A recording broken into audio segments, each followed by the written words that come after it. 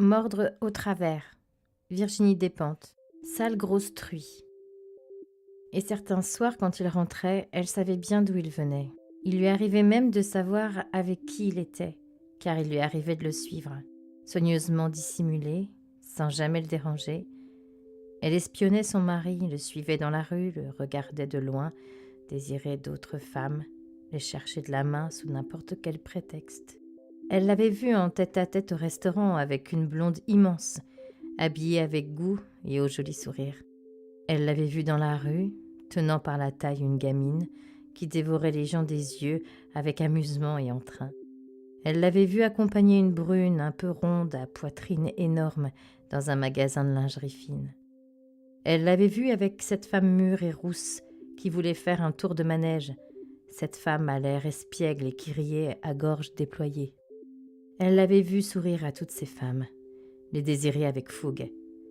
Elle l'avait imaginé avec chacune d'entre elles, éjaculer dans leurs entrailles et les serrer contre leur corps. Et elles étaient si désirables, inexorablement femmes, bâties pour être aimées, léchées et vénérées. Ces femmes magnifiques, elle pouvait bien comprendre qu'il ait tant envie d'elles. Elle pouvait bien comprendre qu'il ait besoin de plaire, ce mari drôle et beau et tellement séduisant. Et elle n'avait jamais rien dit. Étouffée toute colère, gardait les mots en elle. Dans la rue, quand elle était avec lui, elle voyait leurs reflets dans les vitrines des magasins. Et elle était si laide. Son corps était informe. Son corps épais, informe. Elle s'habillait si mal. Quoi qu'elle mette, les vêtements ne ressemblaient plus à rien sur elle. Elle se maquillait mal. Quoi qu'elle essaie, sa peau grasse et brillante, pleine de difformités. Ses cheveux tombaient mal, des tifs gras dégueulasses. Ses hanches épaisses et ses bras flasques. Un gros sac tout luisant. Et elle se tenait mal. On ne voyait que son ventre. Et puis elle bougeait mal, gestes brusques et si gauches. Dans la rue, quand elle était avec lui, elle regardait leurs reflets dans les vitrines et elle pensait qu'il avait certainement honte d'elle. Cette grosse femme pataude. Rien qu'à la voir, les gens devaient penser qu'elle puait. Et elle puait. De la bouche, des pieds, du cul. Elle avait des odeurs de partout. Elle dépassait de partout. Rien n'allait. Elle allait le moins souvent possible dehors avec lui parce qu'elle ne voulait pas lui faire honte. Parce qu'elle avait honte d'elle. Elle aimait sa maison exempte de tout regard, où elle n'était jamais confrontée à celui des autres, où elle ne suscitait jamais le dégoût des autres. Elle restait chez elle des semaines entières, se protégeait du monde dans son salon douillet. Quand il l'avait épousée, elle ne s'était pas posé de questions. Elle s'était engouffrée avec tempérament et faim de lui dans cette énorme histoire, et il avait toujours envie d'elle. Elle se donnait sans retenue, la tête enfoncée dans l'oreiller à chaque fois, l'accueillait avec joie. Lui, dedans elle, la possédait tout entière et elle se répandait en hurlements. Ce qu'elle avait aimé ça avec lui. Et l'espace d'un été, elle s'était trouvée belle, à cause de ses grands yeux, si clairs et contentés. Et puis un premier soir, il n'était pas rentré, et il n'avait rien dit. Et elle n'avait rien dit. Quelqu'un lui fit comprendre, une amie bien attentionnée, ce qui se passait vraiment avec cette serveuse qui travaillait au restaurant où il mangeait le midi. Elle était allée voir, simple curiosité, et elle avait compris, s'était souvenue brusquement combien elle était laide.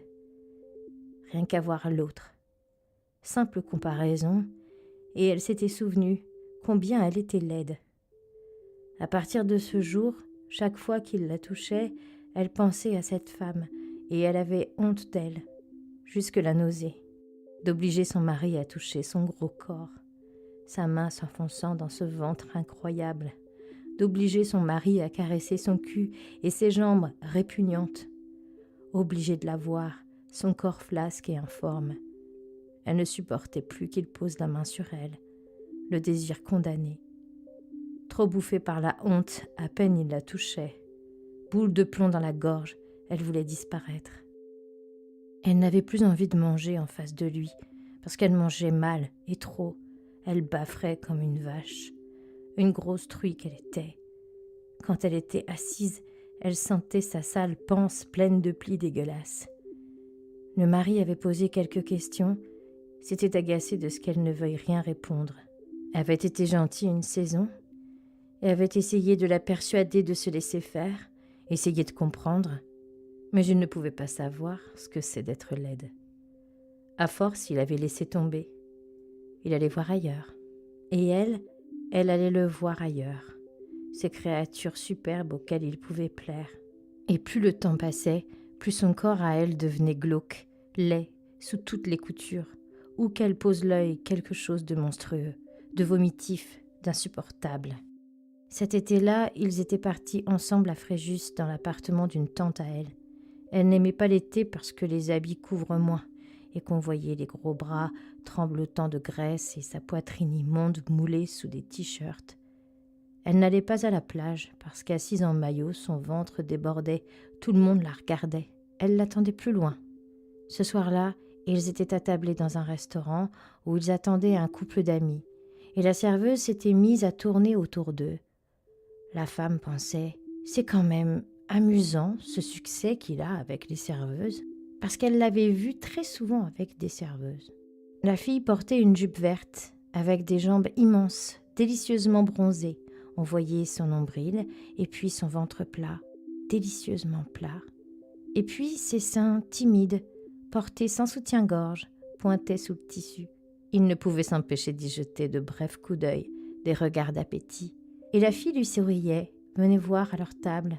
Et l'épouse se sentait effroyablement gênée, transpirante à cause de ce gros corps.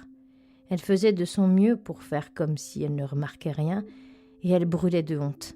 Elle ne pouvait pas attraper la serveuse par le bras et lui dire « Tiens-toi tranquille et loin de cette table !»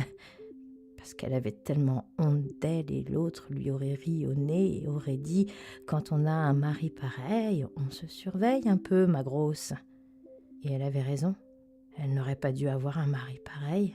Elle n'aurait pas dû être comme elle était. Elle aurait dû se surveiller, ne pas dépasser de toutes parts. Elle ne pouvait plus rien avaler. Elle se sentait des larmes monter, la gorge nouée. Elle aurait voulu disparaître.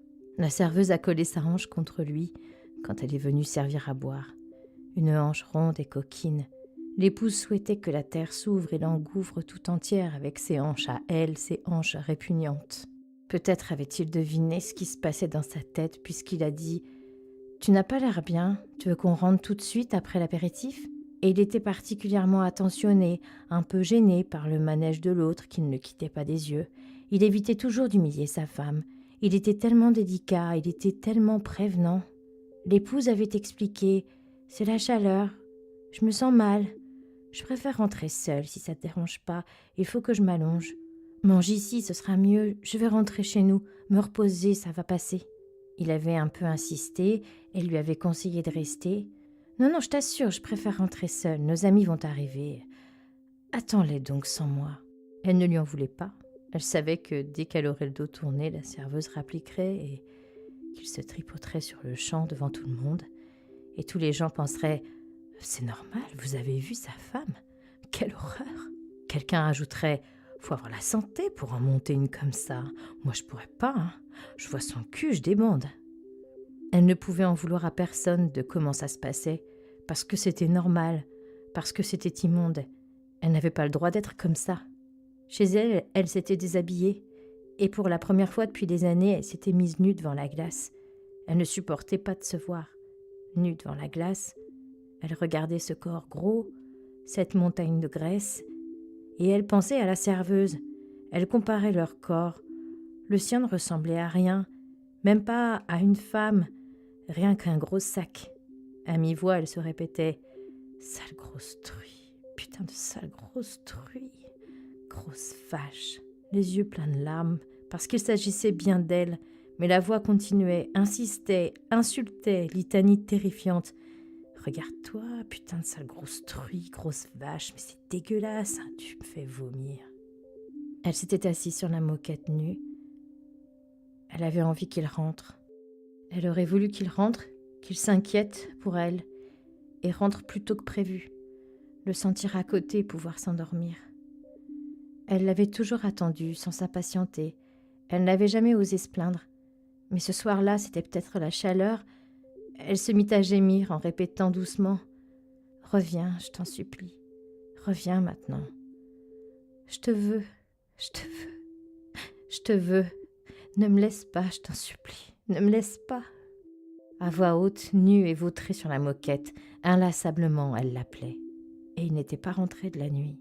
Elle ne s'apaisait pas, rampait sur la moquette qu'elle embrassait comme si c'était lui, et elle répétait « Je t'en supplie, reviens, ne me laisse pas. » Et le jour s'élevait, et elle avait pleuré des heures.